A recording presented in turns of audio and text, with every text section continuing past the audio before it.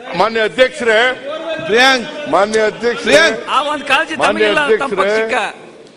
ನಾನು ಕೊನೆ budget ಮಂಡಿಸಿದಾಗ last regime ನಲ್ಲಿ 17-18ರಲ್ಲಿ ಬಜೆಟ್ ಮಂಡಿಸಿದ್ದೆ. ಆ ಬಜೆಟ್ ನಲ್ಲಿ SCP TSP 30,000 ಕೋಟಿ ಇತ್ತು. ಇವರು ಬಂದು 26,000 ಕೋಟಿಗೆ ಮಾಡಿಬಿಟ್ರು. ಅದನ್ನ 26,000 ಕೋಟಿಗೆ ಮಾಡಿದ್ರು. ಆಮೇಲೆ 23-24 ಬಜೆಟ್ ಮಂಡಿಸಿದಾಗ 30,000 ಕೋಟಿ ಮಾಡಿದ್ರು. ನಾನ್ ಬಜೆಟ್ ಮಂಡಿಸಿದಾಗ ಜುಲೈನಲ್ಲಿ 34,000 ಕೋಟಿ ಆಯ್ತು.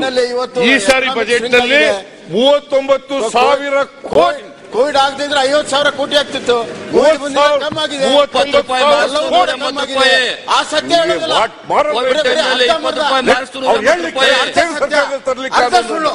ಕೇಂದ್ರ ಸರ್ಕಾರ ತರಲಿ SCP TSP ಆಕ್ಟ್ ಅನ್ನ, SCP TSP ಆಕ್ಟ್ ಅನ್ನ ಕೇಸ್ ತರಲಿ.